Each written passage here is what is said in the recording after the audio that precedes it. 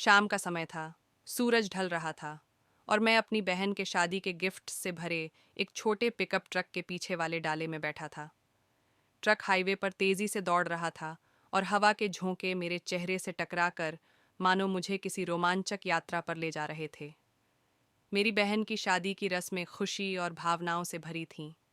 अब जब वह अपने ससुराल जा चुकी थी, तो उसकी यादें मेरे दिल में बस गई थीं। यही वजह थी कि जब गिफ्ट्स को उसके नए घर तक पहुंचाने का जिम्मा आया, तो मैंने खुद ही जाने की ठान ली। पिकअप ड्राइवर ने मुझे अंदर बैठने को कहा था, लेकिन मुझे बाहर खुले आसमान के नीचे बैठने का अपना ही मज़ा लग रहा था। हवा मेरे बालों में खेल रही थी और मेरे सामने फैली हरियाली मुझे बचपन की उन सड़कों की याद दिला रही थी, जहां मैं और मेरी बहन साथ साथ खेला करते थे। कभी कभी कोई पेड़ पास से गुजरता तो उसकी टहनियाँ मेरे करीब आ जातीं, मानो वे भी मुझे आशीर्वाद देने आई हों।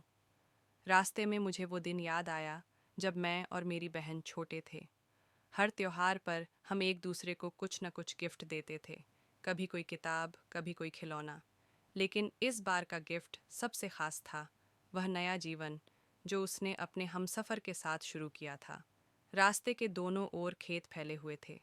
कुछ जगहों पर छोटे छोटे गांव थे जहां बच्चे खेलते नजर आ रहे थे।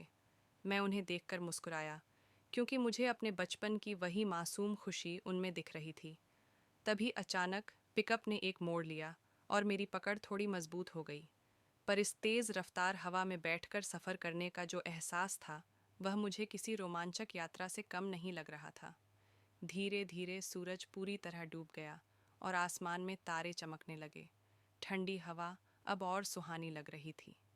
मैं जानता था कि सफ़र लंबा है, लेकिन मुझे कोई जल्दी नहीं थी। यह रास्ता जितना खूबसूरत था, उतनी ही सुंदर थी वह यादें जो मैं इस सफ़र के साथ बुन रहा था। जब हम बहन के नए घर पहुंचे, तो मैंने गहरी सांस ली और आसमान की ओर देखा। मैंने महसूस किया कि यह सफ़र सिर्फ गिफ्ट्स को पहुंचाने का नहीं था, बल्कि अपने दिल के एक हिस्से को वहां छोड़ आने का भी था।